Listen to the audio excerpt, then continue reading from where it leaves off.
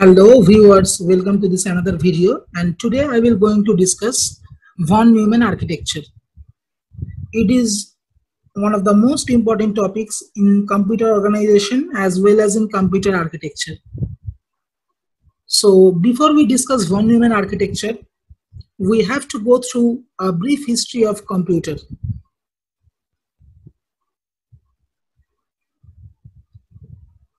So in the year 1936, British mathematician Alan Turing published a research paper. He claimed that a machine is possible which can take any kind of input and can process it. Today that is known as Turing machine. So in the history of computation, Alan Turing set a new milestone. From this research paper, the concept of a machine came, which later became known as computer.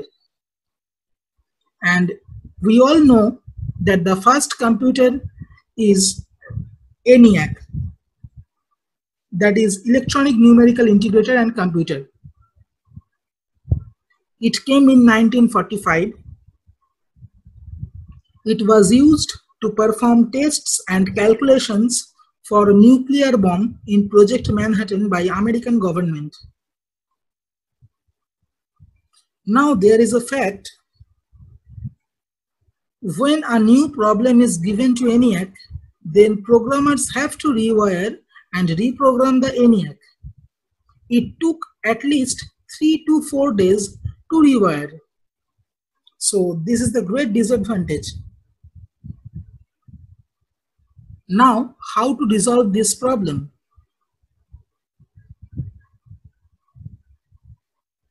To solve this problem, in the year 1945, Hungarian mathematician John von Neumann came up with an idea.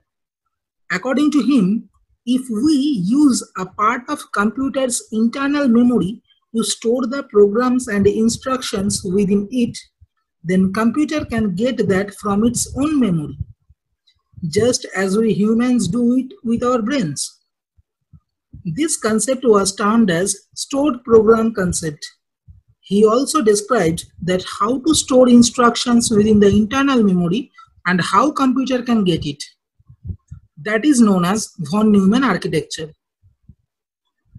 Now here I give a diagram.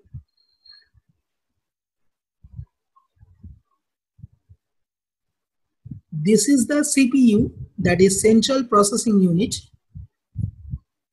and within the CPU there are some elements.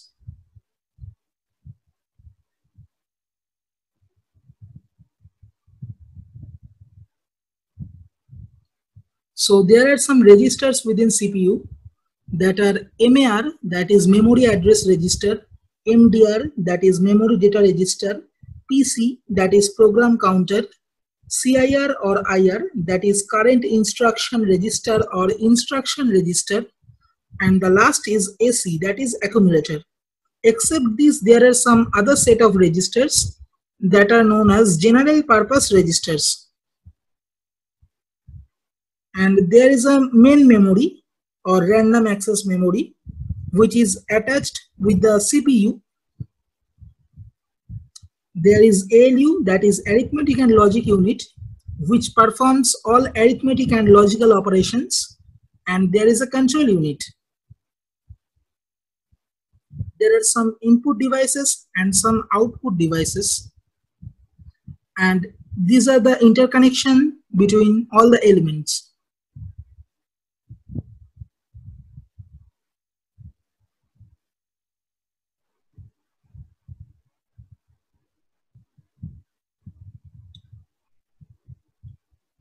So here arrow denotes wires or bus.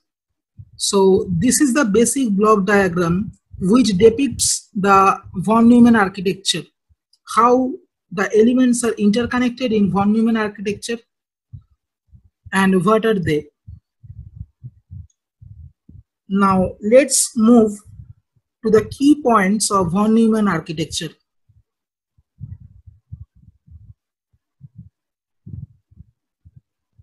So according to von Neumann architecture, instruction and data both are stored in the same memory. So they are not distinguishable from each other. Instructions are stored in a linear memory array. Each instruction must specify how it interprets the data on which it operates. Memory is accessed by address independently. It does not depend upon the bit pattern of the address, so data or instruction can be easily interpreted. A single instruction can be processed at a time. Program counter identifies the current instruction and sequential instruction processing is done. Program counter is advanced sequentially except control transfer instructions like branch call, etc.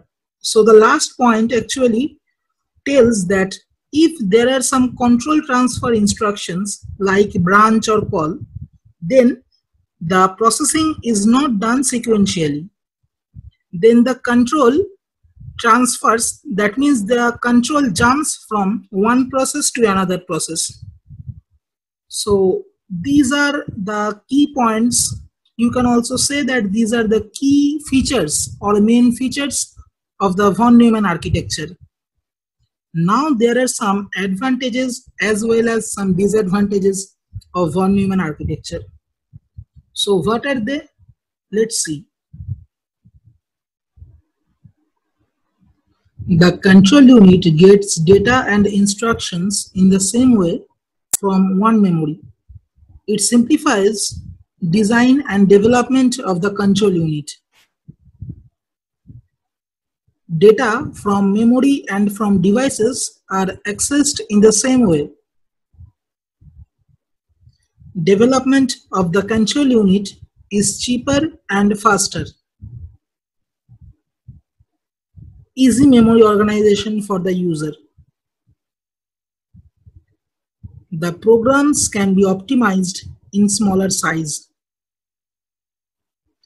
The code is executed serially, so no need to schedule instructions. So these are the main 6 advantages of von Neumann architecture. Now let's move to the disadvantages.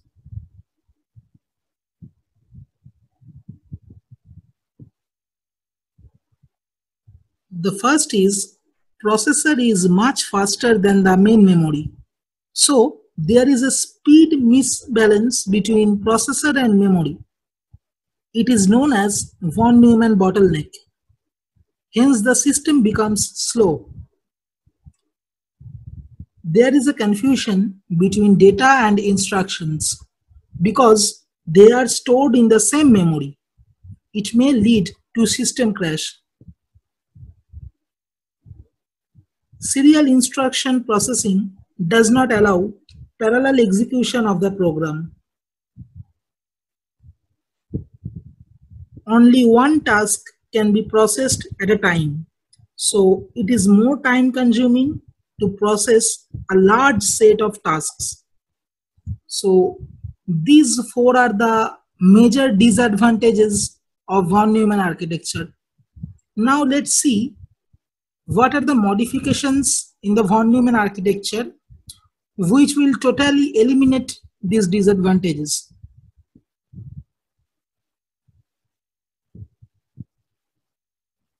Later, in the decade of 1960, cache memory is introduced by IBM to resolve von Neumann bottleneck.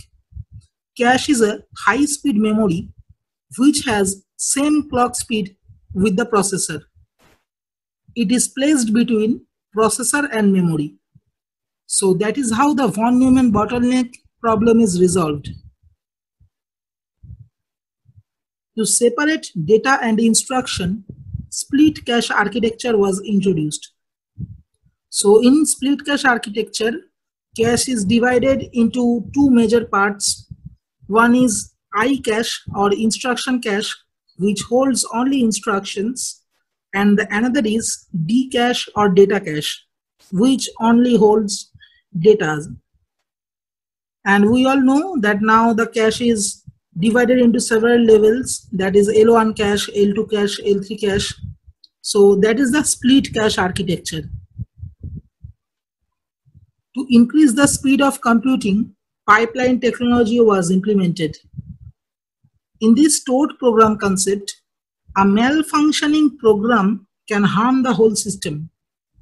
So to resolve this, another concept was introduced known as self-modifying code. So these are the 4 techniques or 4 modifications which totally eliminates the disadvantages of von Neumann architecture.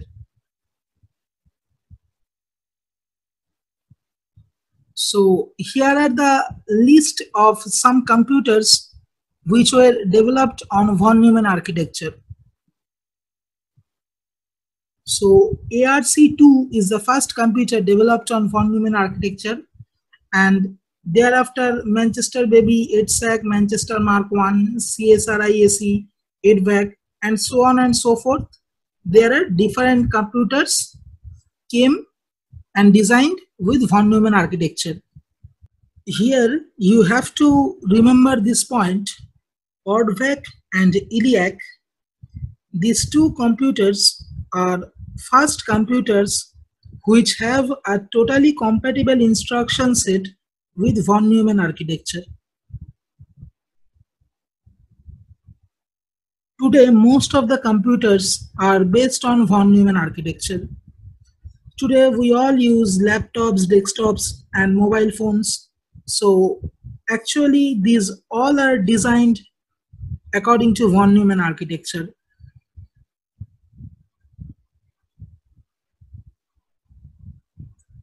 In the next video, we will discuss Hubbard architecture. So that's all for the day. Don't forget to like, share, and subscribe. And stay home and stay safe.